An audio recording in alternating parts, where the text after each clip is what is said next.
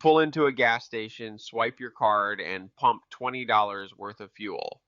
The screen flashes "Thank you." But here's the thing. That gas station just made maybe 60 cents on your entire fill up. So how does anyone build a profitable business here? And more importantly for real estate investors, why are institutions paying millions for these sites? The answers reveal one of commercial real estate's most misunderstood asset classes. Let's start with the obvious question. What does a gas station actually make on a gallon of fuel? The answer is surprisingly little. Station owners buy wholesale from distributors at what's called the rack price, set by the major oil companies, and sell at retail. The difference, after credit card processing fees, is typically 5 to 15 cents per gallon. Credit cards alone cost the operator roughly 10 cents per gallon in processing fees. In competitive markets, and gas is one of the most price-sensitive retail categories on earth, stations undercut each other by a penny to capture volume. A high-volume station might pump 100,000 gallons a month. At 10 cents net margin, that's $10,000. Meaningful, but not the whole picture. Walk past the pumps and through those glass doors.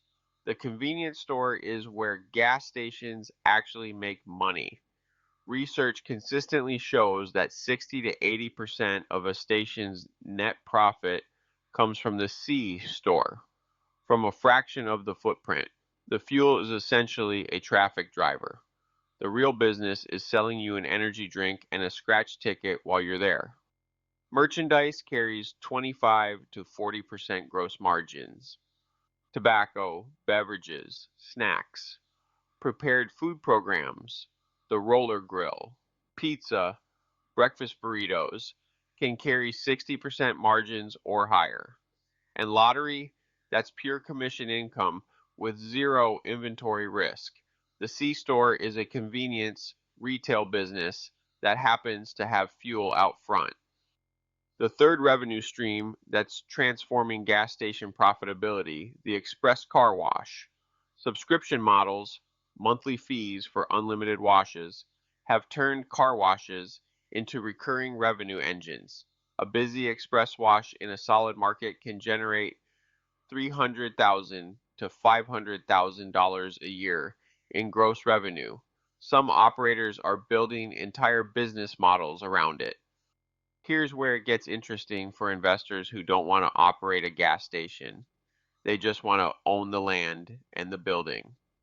Gas stations are increasingly structured as triple net leased commercial properties.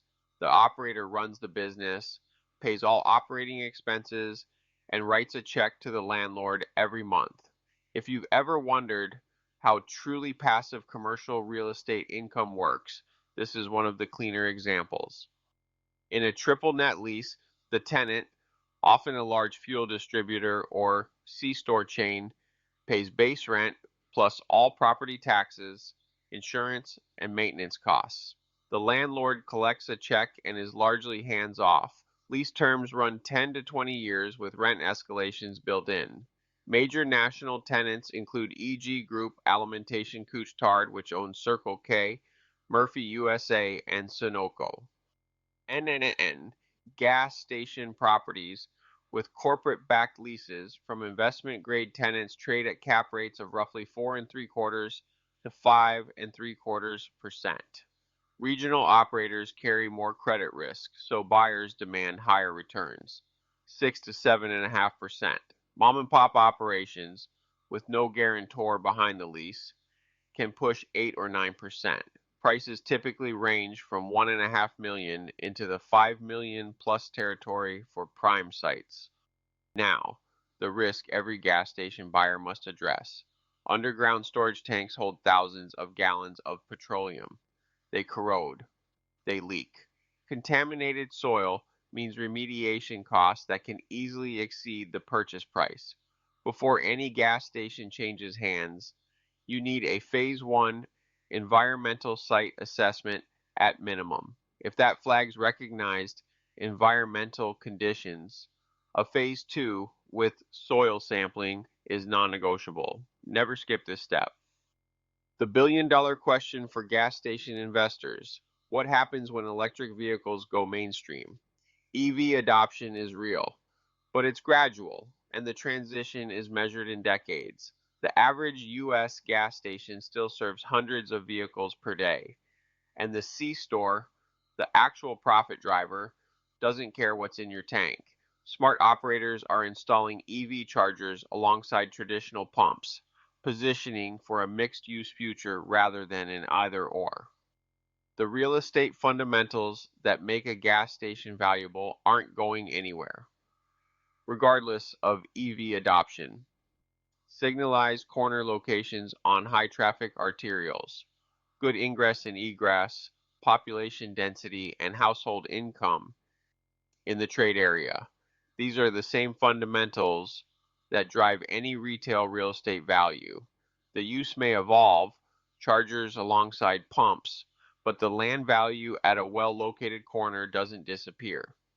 Putting it together, NNN gas station properties typically trade between $1.5 and $5 million, depending on location, brand, lease term, and tenant credit. Annual rents range from $80,000 to $250,000 or more. Investors using 1031 exchanges, swapping out of actively managed properties into passive NNN income, are a major demand driver for this category. Gas stations are one of the most misunderstood assets in commercial real estate.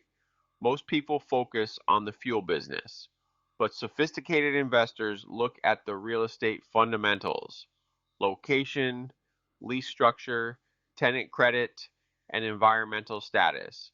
If you're evaluating NNN gas station properties in Central Florida or looking for other triple net investments, that's what we do at MaxLife Commercial. The link is in the description